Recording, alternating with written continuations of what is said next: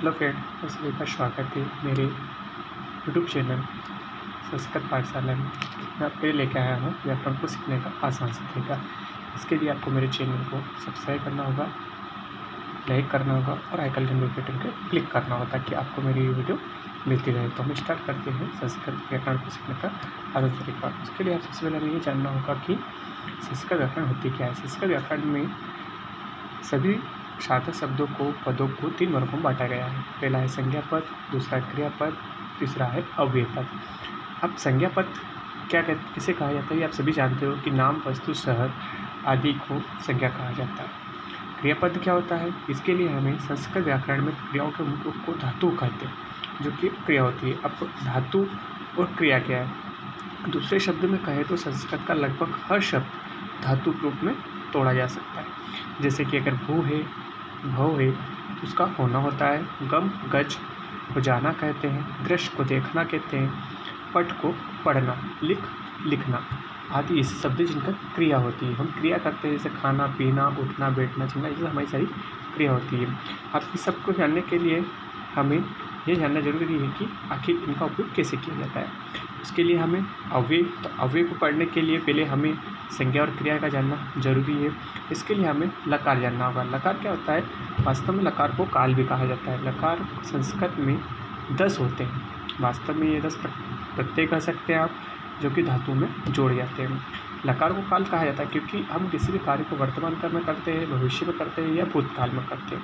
अब उसको हम धातु रूप में कैसे लिखेंगे, वैसे ये 10 होते हैं और मुख्य रूप से इनमें 5 पर्याय। आप कोई सी भी परीक्षा की तैयारी करोगे तो उसके अंतर्गत मुख्य रूप से 5 धातु रूप अर्थात लकार पूछे जाते हैं, जो कि इस प्रकार से होते हैं। उनको आसानी से सीखने का ट्रिक भी रहता है, जिनके साथ आसानी से आप 5 धातु रूपों को सीख सकते हैं। पहला आता है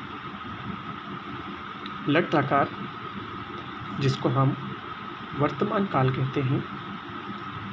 दूसरा आता है लिट लकार, जिसको हम भविष्य काल कहते हैं। तीसरा आता है लंग लकार, जिसको हम भूतकाल कहते हैं।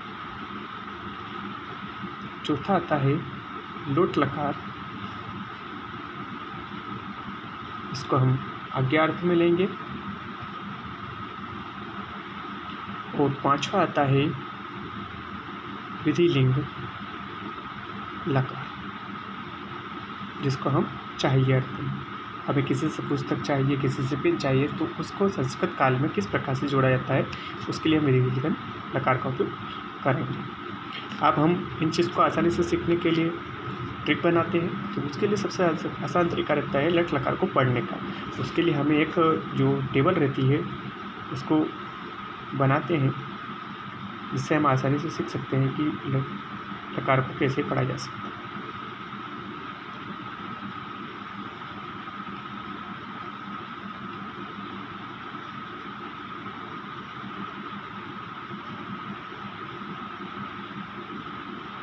दोस्तों, संस्कृत में 3 वचन होते हैं। पहला होता है एक वचन, दूसरा होता है द्विवचन और तीसरा होता है बहुवचन। और हिंदी में देखा जाए तो सिर्फ 2 वचन होते हैं, एक वचन और बहुवचन। संस्कृत हम के अंतर्गत हम पुरुषों का उपयोग करते हैं। पुरुष अर्थात व्यक्ति। अब वह क्या, पुरुष किसको कहा जाता है, पुरुष का माना जाता है तो संस्कृत के अंतर्गत प्रथम पुरुष, जिसको अन्य पुरुष भी कहा जाता है, मध्य पुरुष और उत्तम पुरुष। अब पुरुष अर्थात व्यक्ति, अगर हम किसी भी काल को उपयोग करते हैं, इसके अंतर्गत प्रथम पुरुष है। अगर वह लड़का है, लड़की है, तो उसको किस प्रकार से संस्कृत करके लिखा जाता है, इसलिए उसका पुरुष के रूप में व्यक्तित किया जाता है। अब हम इसको वर्तमान काल को पढ़ रहे हैं, तो इसके लिए आसान सा ट्रिक ये है कि हम इसको किस प्रकार से सीख सकते हैं, जो कि आप आसानी से सीखते हैं। इसके लिए हमें 9 शब्द दिए गए हैं, उसको आसानी सीखने के लिए। प्रथम, ति, तह, अंति, ये प्रथम वचन पुरुष है, इसके अंतर्गत हम आसानी से याद कर सकते हैं। ति, तह, अंति। मध्य पुरुष में भी इसी प्रकार से रहेगा, शी, थ, थ। इसी प्रकार से उत्तम में रहेगा आमी, आवह और आम।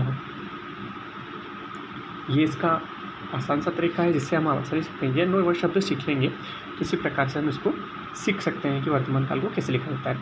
अब वर्तमान काल को सीखने के लिए हम अगर किसी भी प्रकार से धातुओं को जोड़ते हैं, जैसे भू है, गम है, दृश्य, पठ है, लिख है, तो इस धातु को इस टेबल के अंतर्गत आसानी से जोड़ सकते हो। जैसे मैंने लिख ले लिया है, लिख के अंतर्गत मेरे को प्रथम पर पुरुष बनाना है तीनों वचन के अंतर्गत, तो मैं उसको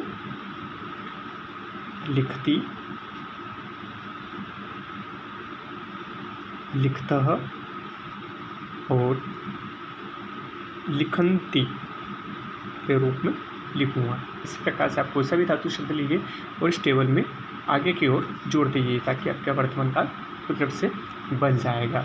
इसी प्रकार से हम लिट लकार भविष्यकाल को, लंग लकार भूतकाल को और लोट लकार अज्ञात और विधि विधान लकार चाहिए अर्थ को भी जोड़ सकते हैं।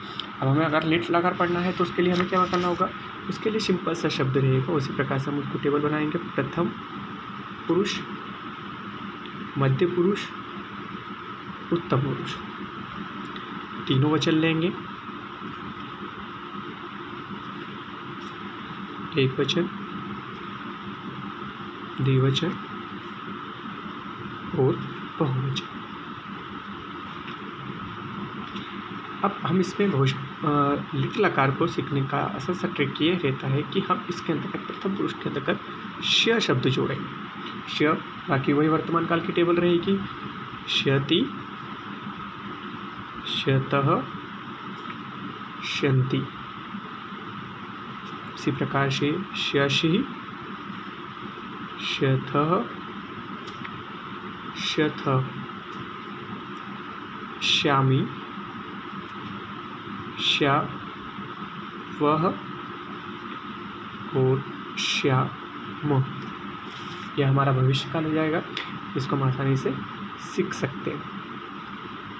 यह आसान से सीख सकती है, आप वर्तमान काल हो या फिर भविष्य काल हो, उसको आसानी से सीख सकते हैं। इस सीखने के लिए साथ ही साथ हमें इन ट्रिकों का याद होना जरूरी होता है ताकि हम इसको आगे सीख सकें। दोस्तों, अब इतना है सीखने के बाद मैं ये कमेंट कीजिए ताकि मैं इसके आगे का आपको समझा सकूं। आपको सभी को मेरी वीडियो पसंद आई होगी तो मेरी वीडियो को लाइक और सब्सक्राइब करना ना भूलें। Thank you.